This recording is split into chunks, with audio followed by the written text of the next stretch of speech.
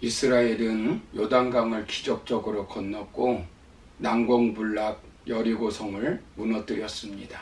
연속된 승리였습니다.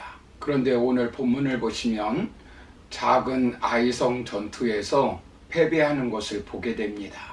3,000명이 올라가 전쟁을 하였는데 36명이 전사하였고 혼비백산하여 도망을 쳤습니다. 아이 사람들은 도망가는 이스라엘 군인들을 추격하여 이스라엘 백성들 앞에 진을 쳤습니다. 이때 이스라엘 백성들은 염려와 걱정, 공포에 휩싸였습니다. 우리도 때때로 실패하고 이런 상황에 접할 때가 있습니다. 기대를 가지고 일을 시작했는데 뜻하지 않은 실패로 인하여 마음이 무너질 때가 있습니다.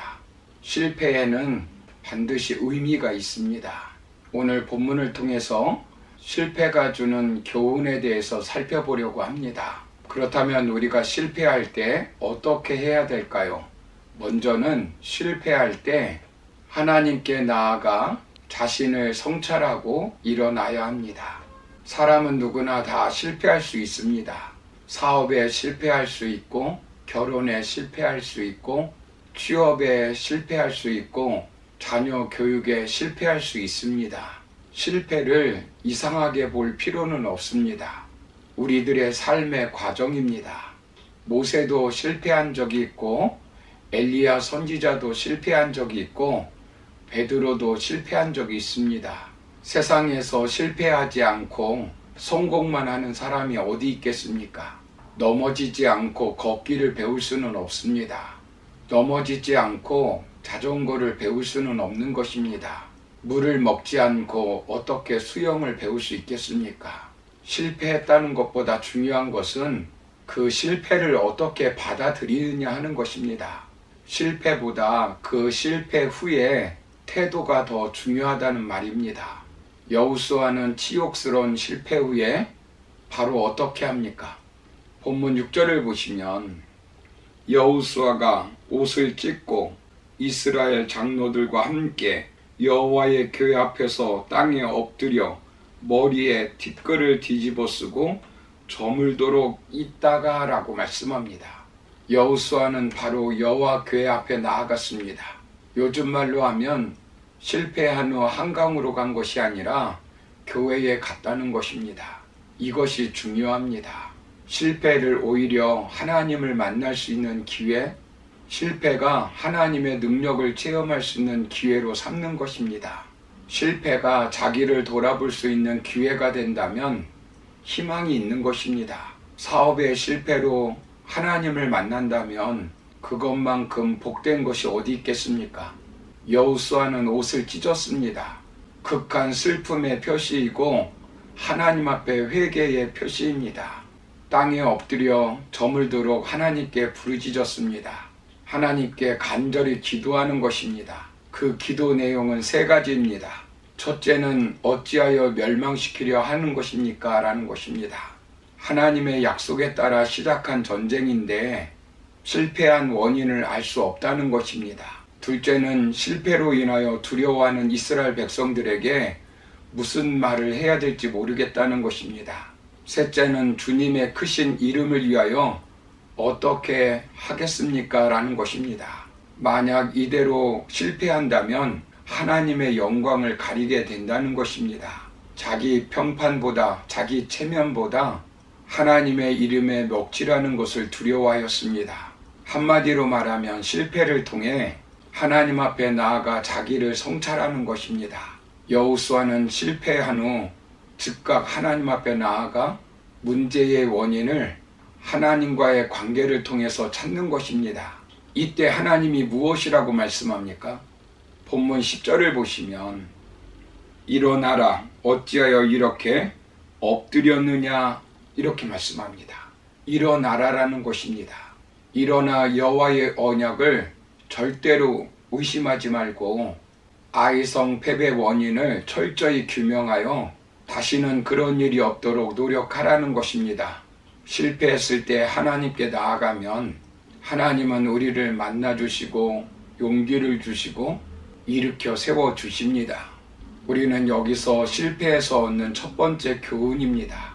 실패는 끝이 아닙니다. 실패는 하나님께 나오라는 신호입니다.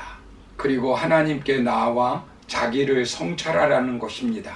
민족 개혁을 시도하다 실패한 엘리야에게 하나님은 천사를 보내셔서 떡과 물을 주시며 일어나 먹으라고 말씀하셨습니다. 세상을 향하여 말씀을 전하다가 실패하고 지쳐있는 이사야 선지자에게 하나님께서는 일어나 빛을 발하라고 말씀합니다. 실패를 통해 하나님께 나오기를 원하십니다.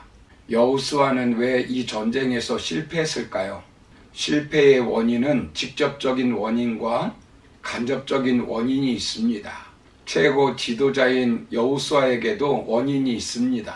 최근에 있었던 아모리 족속 정벌 사건과 요단강 도하 사건, 여리고성 정복 사건 등을 통해 거듭된 승리로 인하여 여호수아는 자만해 있었습니다.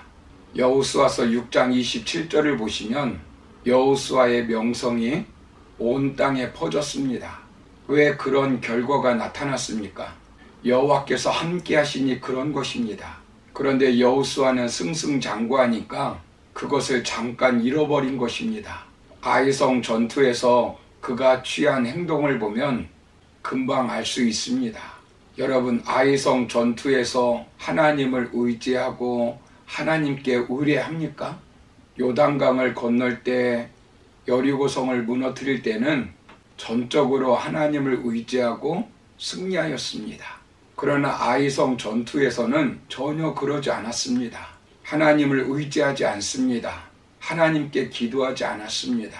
하나님의 뜻을 물어보지도 않았습니다. 정탐꾼을 보내어 정탐을 하게 되었는데 2,000에서 3,000명만 있으면 얼마든지 승리할 수 있다고 말합니다. 여호수아는 그 정탐꾼들의 말을 그대로 듣고 시행합니다. 상대를 얕잡아 보고 이스라엘 군인들만 믿는 교만함이 컸던 것입니다. 잘못된 판단으로 최선을 다하지 못한 것입니다. 사람이 죽고 사는 문제입니다. 어떤 것도 최선을 다하지 않으면 실패할 확률이 큽니다. 사실 아이성 인구는 12,000명 정도였습니다. 전쟁에 출전할 수 있는 성인은 3,500명에서 4,500명 정도 되는 것입니다. 아이성은 여리고성과 달리 해발 800m가량의 산지에 위치하고 있었습니다. 인근 베델의 군사들과 합동 작전을 펼 가능성이 많았습니다. 그런데 여호수아는 과거의 승리로 교만해져 상대를 과소평가한 것입니다.